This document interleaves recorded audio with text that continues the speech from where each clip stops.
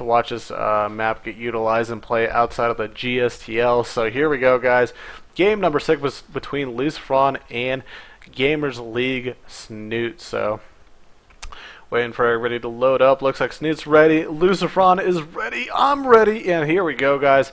Starting over here at the top left side of the map, representing Keratin Gaming. And I'm just going to call it that for now. We got the Green Terran Lucifron. His opponent, representing Gamers League, we got the Red Zerg Snute.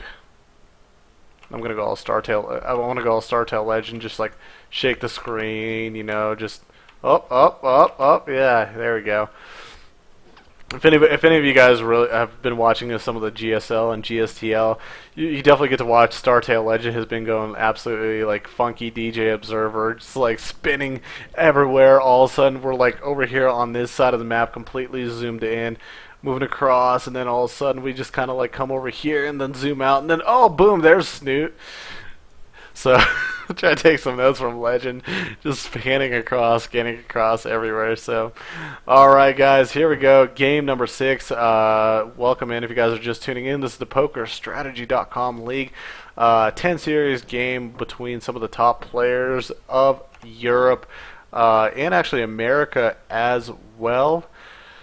1 second, I just got to check something really quick, make sure I got my facts straight.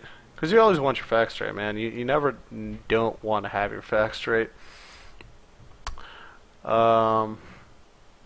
got 4 of the players. If you guys haven't checked out any of these PokerStrategy.com League games, the players that are involved are Grubby, basically represents themselves for Team Grubby.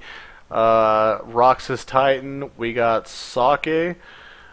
We got Gamers League Snute. We got Morrow. We got Liquid Chef, we got Empire Cost, we got Keratin Lucifron, and Dignitas Select. So a lot of great foreign talent, not a lot of the Korean players you guys typically see in a lot of these big weird leagues, kind of like the Ritmix RSL and just some of the other stuff. So really nice, very kind of focused on a lot of the European and foreigner players that are around in our leagues today. So again, also if you guys are looking and are wondering, well, Cheesehead, what is this map? Well, I will tell you, it is ESV Muspelheim. This was introduced not this current season of GSTL, but the last season of GSTL. An awesome awesome two-player map. Really like it. It kind of makes me think of Daybreak just a tiny bit. Only thing is the third base is a little bit closer, and also if he wants to take a third base over here, it's a full patch, but overall a really well built map. Not too rampy, not too crazy, but again, for a map like this, lots of open engagement space, so very fair for the Zerg and Protoss and Terran players, not really choked up. You see some of these maps getting built kind of like Cloud Kingdom and whatnot. It's just really annoying to deal with. Looking at it right now, Lucifron actually could be in a tiny bit of trouble if not careful. There we go. He's got his Marine in place, and he's got another SCV ready. Good news for Lucifron, these Lings are attacking him, but he's already got the orbital in place. He doesn't actually even need to take this back home. All he needs is just a production of a few extra Marines. Getting the add-on put on right now and just kind of double check and see what's going on. Wants to put down a barracks, a bunker, I feel like, but can't really do it without a little bit more Marine help and support.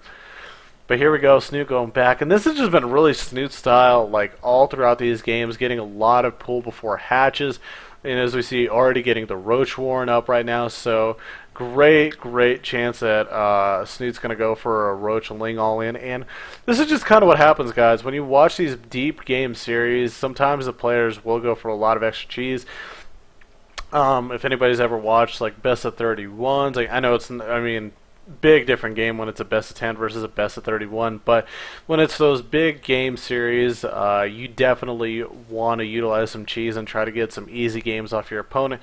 And again, Snute definitely knows probably a lot about Lucifron, a lot about his playstyle, prepared for him at least somewhat, hopefully, and definitely knows that Lucifron likes to 1x expand, play very standard games, nothing really too gimmicky out of himself.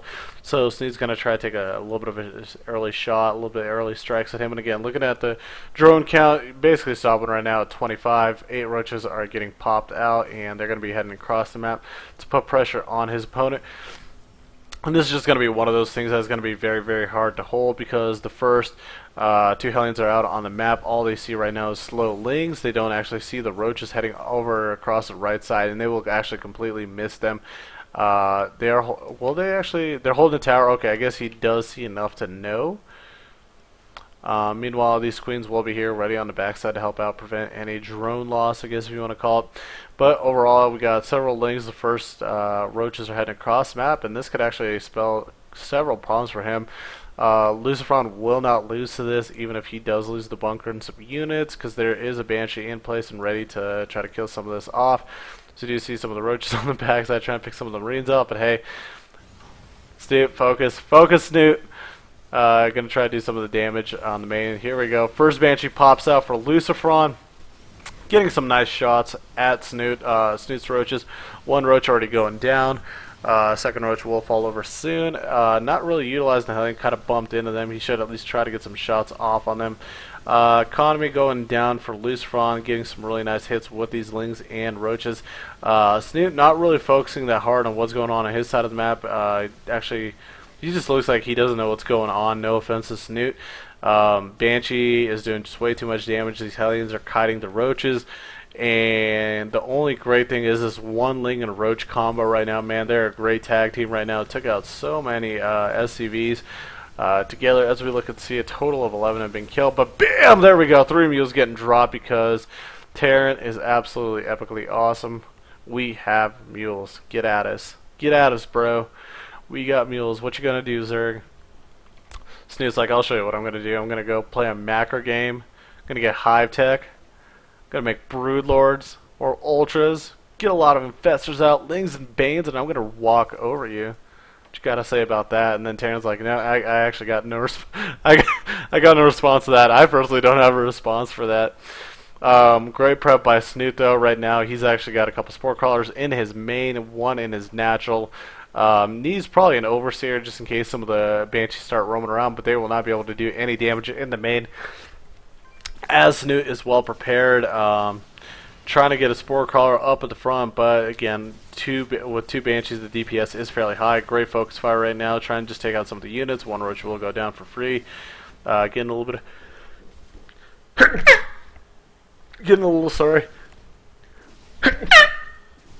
Getting pot shots on some of the units, and here we go. Oh, this is huge for Lucifron. He's actually getting a nice little run by right now. Going to roast a lot of these barbecue. Who is a fan of barbecues? I am. Look at all these Hellions are in basically red health, and these queens are trapping them, but some good damage done over here. Able to roast a few. I don't think it was as cost effective as it could have been. And he's going to try to make it again really cost effective, getting a few more shots off. Great control by Lucifron. A total of 21 workers killed by him compared to the only 11 that Snute was able to kill earlier. And again, looking at it, looking back at Snute's control earlier with the roach link pressure, I feel like he should have been able to do a lot more damage to the econ. He was just way too focused on the Hellions dancing around. If he actually focused on the econ and try to focus, basically shift attack some of these SCVs, he actually would have had a better success. Just basically wrecking the economy of the Terran player.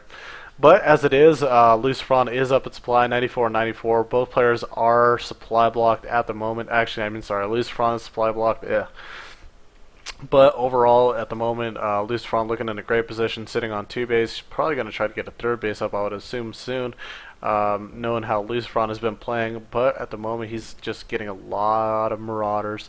A lot of Hellions and a Banshee. So, could we actually be seeing an all-in potentially from Lucifron? Yes, we could. And he's actually playing this perfect because there is no Spire out on the map. There's only a Roach War and a spawning pool and Evo Chambers, so there's not a great counter for him. And here we go, heading across the map, and Snute sees this. How is he going to react? He's popping out 5 more roaches. So many Hellions are coming in. Choo-choo! Here comes the SCV train.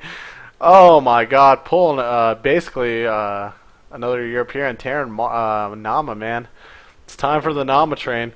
Baneling Nest is underway. 5 spines are getting built, but against him should be finished up. Concussive Shell is done as well, so this should be able to do a lot of damage. If Lucifron is very active, he scans, he sees spines are trying to get built, especially in the main as well, plus Baneling Nest, and here we go, the choo-choo train coming across. One stim coming across. Hellions are just ripping so much damage. These queens are actually doing a really nice job transfusing, and could Snute potentially hold this off? It supplies 58 to 121. And with these Banshees and so many Marauders and Hellions, I think this is just going to be way too much for Snute to be able to handle. He does have a good amount of spines in main, but GG coming from Snute, and Lucifron taking back-to-back games. Wow.